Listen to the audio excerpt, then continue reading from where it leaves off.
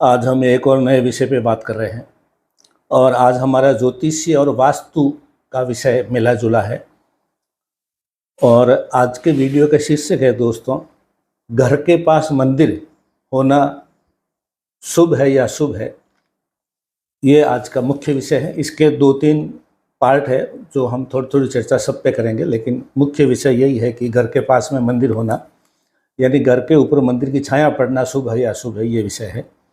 मैं हूं अमर सिंह चौहान, अमर एस्ट्रोलॉजी में आपका स्वागत है। देखिए, सबसे पहले तो मंदिर बनाने का अधिकार किसको है। पहले भी मैंने 1-2 वीडियो में बताया था। सिर्फ 2 लोग मंदिर बना सकते हैं, या तो राजा या नगर सेठ। क्योंकि मंदिर बनाना और बना के छोड़ देना, पूजा हो रही है या नहीं हो रही है उस पर ध्यान नहीं देना बड़ा पाप लगता है। तो मंदिर बना करके उसके पीछे ज़मीन दी जाती थी, गांव दिए जाते थे, जिसको डौली या शासन के गांव बोलते थे। जो उस जो ज़मीन की उपज से मंदिर का खर्चा चलता था, पुजारी का खर्चा चलता था, मंदिर को निर्बाध पूजा होती थी। तो ये हर एक आदमी के बस की बात नहीं। या तो ये काम राजा कर सकता है, जो ज़मीन गांव दे दे, ज़मीनें दे दे 1000, 2000, 10,000 बीघा पूरा गांव दे देवे, 2 गांव दे देवे। या नगर सेठ जो टाटा बिरला टाइप जो लोग हैं, ये कर सकते हैं, ये भी ऐसा कर सकते हैं। तो इसके अलावा किसी को मंदिर बनाने का अधिकार नहीं है। और जो रसीद बुकें लेके चंदा करके मंदिर बनाते हैं, वो तो पाप का विषय है। खैर, इसको अब छोड़ देते हैं। अब हम चलते हैं। मंदिर की 3 कैटेगरी है। एक होता है देवालय, एक होता है मंदिर, एक होता है घर का पूजा स्थान। उसको भी लोग गलती से मंदिर बोलते हैं। घर का पूजा स्थान है, उसको भी मंदिर बोलते हैं। ये भी बोलना ठीक करें। घर के अंदर पूजा मंदिर नहीं बोला जाता है, पूजा स्थान ही होता है। तो थोड़ा थोड़ा परिचय देते। तो देवालय वो होता है जहाँ पे एक ही देवता की पूजा की जाती है। शिव का मंदिर है तो शिव का ही पूजा होगी, बाकी चीज़ें वहाँ पे नहीं होगी। या जगदम्बे माता जी का है, या मान लीजिए हनुमान जी का है, किसी देवता का है, वो देवालय उस देवता का आलय है, यानी उस देवता का घर है वो।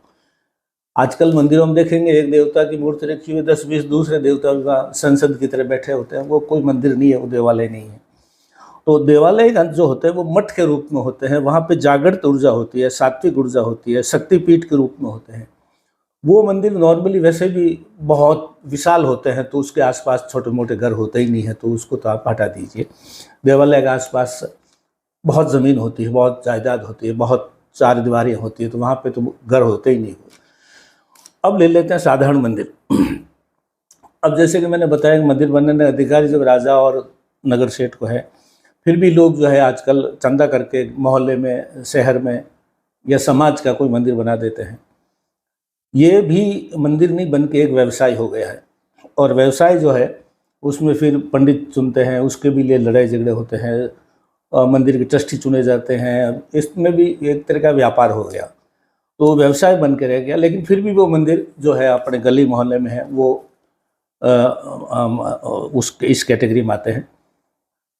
और घर का जो पूजा स्थान होता है, जिसको मंदिर बोलते हैं, वो उसकी गलती न करें। उसके बारे में वीडियो बना चुका हूँ, आप देख लीजिए घर का पूजा स्थान कैसा होना चाहिए। तो उसको मंदिर नहीं बोले, आज सिर्फ इतना ही बताना चाहूँगा, वो पूजा स्थान बोला जाता है। अब वापिस मंदिर पर आते हैं। मंदिर की जो छाया जहाँ पे पड़ती है, मंदिर जिस घर के पास होता है उसको नुकसान होता है, ये तयशुदा बात है, इसमें कोई शक नहीं है।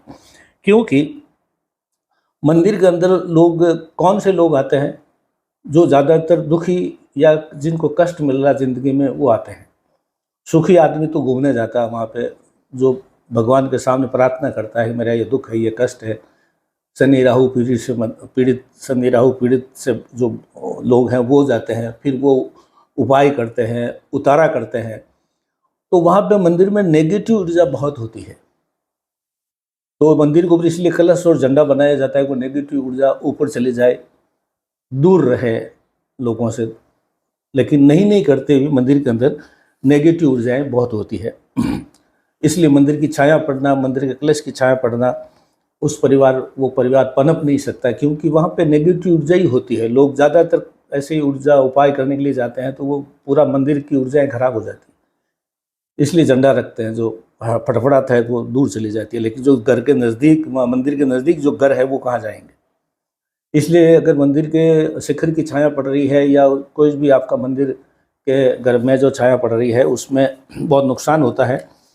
और जैसे कि मैंने बताया, मंदिर पे ज़्यादातर अच्छे लोग भी आते हैं तो बुरे भी खूब आते हैं, डाकू, चोर, गुंडे, मवाली, वो भी आते हैं अपने अपने काम के हिसाब से। तो अब थोड़ा सा अपना परिचय लेते थे कि किस दिशा में छाया पड़ने से कौन सा नुकसान होता है।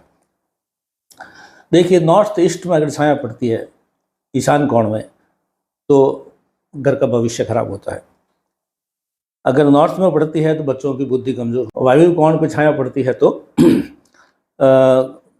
लक्ष्मी का नुकसान होता है। वेस्ट साइड में यानी पश्चिम साइड में छाया पड़ती है तो व्यवसाय का नुकसान होता है।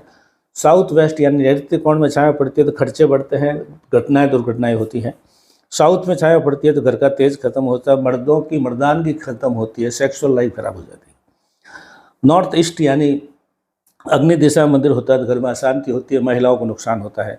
और ईस्ट में जो है, पूर्व दिशा से अगर मंदिर है कोई, उसकी छाया आपके घर पर पड़ रही है तो पूर्व दिशा के हिस्से पर, तो घर का तेज खत्म होता है पूरे घर वालों का। ये इस तरह से, किस तरह से छाया पड़ रही है उसका नुकसान हो रहा है। और छाया जो है शनि राहु केतु का रूप है, तो जहाँ छाया पड़ेगी तो शनि राहु केतु की छाया एक तरह से आपके घर को पड़ती है। अब अगर उपाय की बात करें तो उपाय भी लोग पूछते हैं, तो उपाय की बात करते हैं तो उपाय जो है वो एक हरे रंग का पर्दा आता है जो लगाते हैं लोग गार्डन के ऊपर, घर के ऊपर। तो जिस तरफ से छाया पड़ रही है उस तरफ जो है वो लाल रंग का पर्दा लगा हुआ मंदिर की, जो छाया रोक सके। वो लाल रंग होता है, वो छाया को रोकता है। तो ये उपाय आप कर सकते हैं। लेकिन अगर नया घर बना रहे हैं तो पहले देख लेंगे, कोई मंदिर की छाया पड़ने का तो चांसेस नहीं है। और आपने घर बना लिया, बाद में कोई मंदिर बड़े, कोशिश ये कर घर के मंदिर बने ही नहीं, ये प्रयास हमेशा रखें। और अब गलती से पड़ रही है तो ये उपाय बता दिया, नुकसान बता दिया। नुकसान ही है, फ़ायदा कुछ नहीं है, ये मान के चलो। कुछ लोग कहते हैं मंदिर के घर नज़दीक घर होगा तो पूजा पाठ करेंगे, बूढ़े बड़ेरे आ जाएंगे, कुछ नहीं, गलत बातें हैं।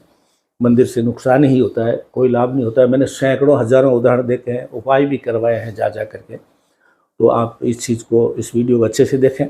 फिर भी आपके मन में कोई शंका हो तो वास्तु समाधान करवाना हो तो हम वास्तु समाधान भी करते हैं, और आप हमारे से संपर्क कर सकते हैं।